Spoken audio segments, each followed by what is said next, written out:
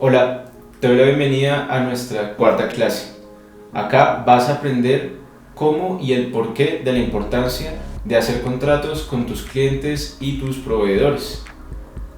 Como decían nuestras abuelitas, las cuentas claras y el chocolate espeso.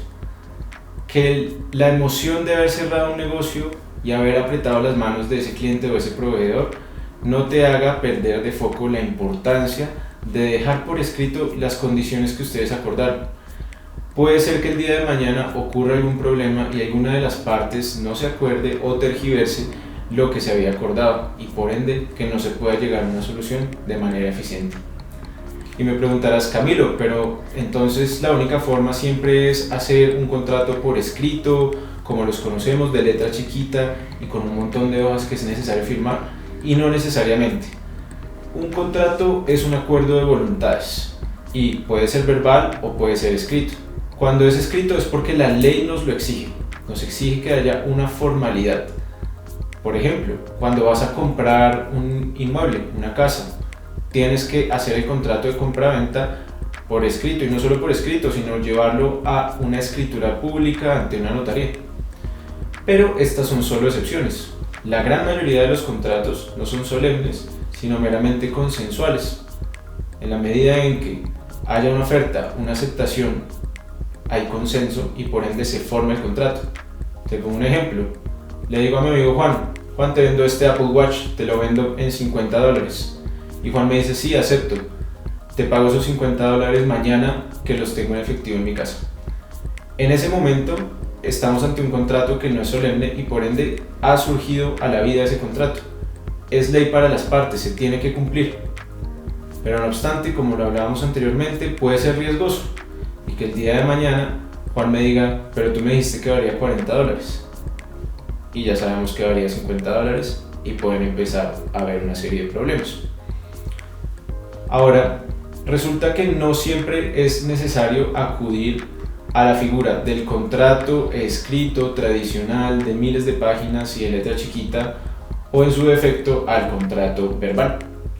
Existe una forma de hacerlo más eficiente que está en el intermedio y puede ser con la presentación de una propuesta acompañada de unos términos y condiciones, sí, similares a los que hemos visto en clases anteriores, solo que esta vez no en el marco del mundo online, sino simplemente en el marco del mundo offline y con la estructura específica que tiene este documento.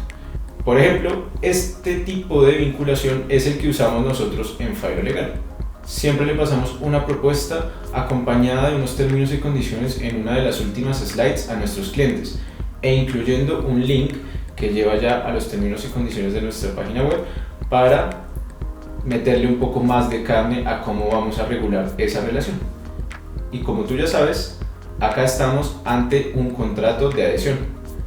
Esos términos y condiciones que vas a acompañar a tu propuesta son un contrato, solo que tú estás definiendo unilateralmente cuáles son los derechos y obligaciones y la otra parte los está aceptando. De esta manera puedes hacer eficiente la negociación, que no se demoren meses revisándose los contratos entre las áreas jurídicas de la empresa y la tuya, y por otro lado estás cubriéndote de riesgos y estás dejando claras cuáles son las condiciones en las cuales se va a llevar adelante el negocio.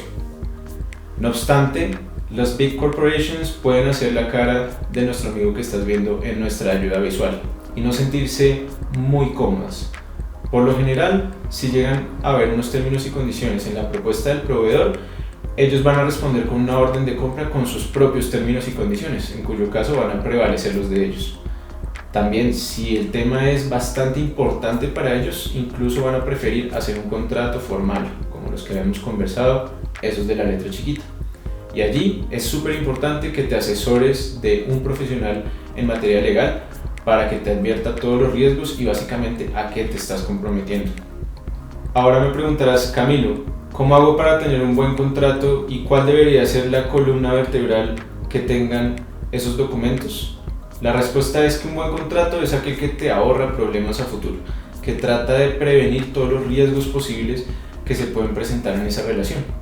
Y por otro lado, la columna vertebral del contrato podemos dividirla en dos. Primero, los must-have del contrato, las partes, Identifiquemos quiénes son las dos partes que se están uniendo a contratar, fundamentalmente para saber si son capaces. Imagínate que estás contratando con una contraparte que es una empresa a través de su representante legal, pero que ese representante legal no tenía la autorización para firmar un contrato por la cuantía que estaban firmando. Por ende, ese contrato sería nulo y eso significa un riesgo para ti.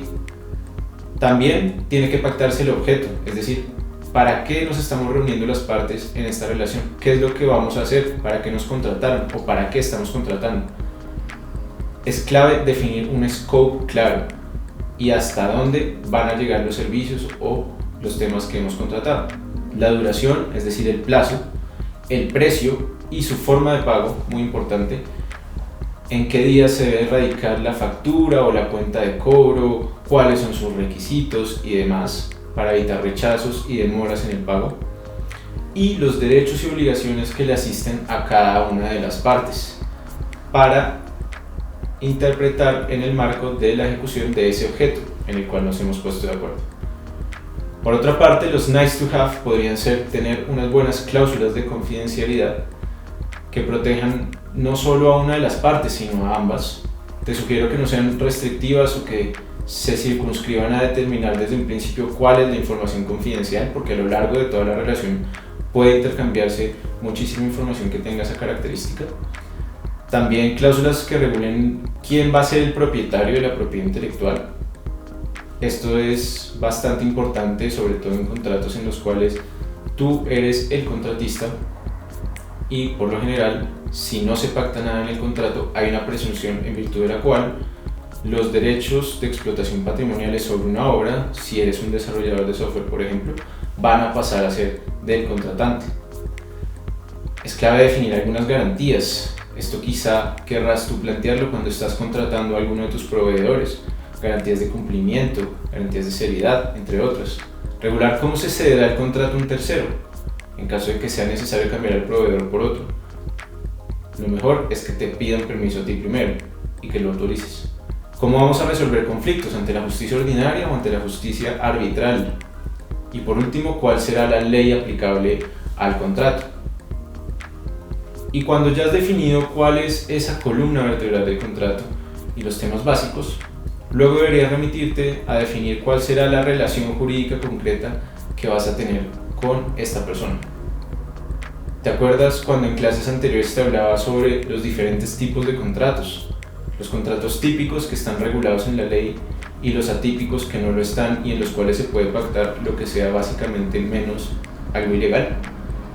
Allí tendremos que hacer un trabajo de la mano de nuestros abogados para definir si estamos ante un contrato de nuevo, de corretaje, de compraventa, de arriendo, etc.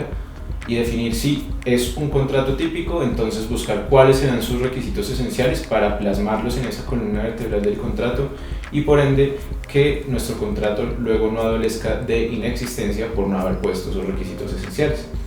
Y en el caso de los contratos atípicos, pues básicamente, de nuevo, no pactar nada que sea ilegal. Otra pregunta que me hacen mucho es si deben andar con un NDA debajo del brazo para cerrar cualquier acuerdo con un cliente o un proveedor. Mi respuesta es que no es necesario hacerlo siempre. Lo mejor es avanzar un poco en las relaciones comerciales e introductorias, verificar si realmente hay algún interés, también si se va a compartir alguna información que tenga el carácter de confidencial y de estratégico. Y en esos casos, en etapas previas, suscribir los contratos de acuerdo de confidencialidad o NDA que correspondan. Sin embargo, si ya están entrando en una relación, mi recomendación es que acudas a incluir cláusulas de confidencialidad dentro del contrato principal, como ya lo vimos en nuestra columna vertebral de los contratos. En conclusión, ya conoces que existen contratos escritos, pero también contratos verbales. Sin embargo, que es más importante y mejor tener los contratos por escrito para evitar problemas a futuro. También que existe el punto medio, en el cual puedes presentar simplemente una oferta junto con unos términos y condiciones, y que siempre que ello sea aceptado de manera tácita o expresa por parte de la contraparte, ahí se formará un contrato. También entiendes que es clave mitigar los riesgos a futuro para que sea un buen contrato y te evite dolores de cabeza, y la columna vertebral que debe seguir cada uno de ellos. Nos vemos en la siguiente clase.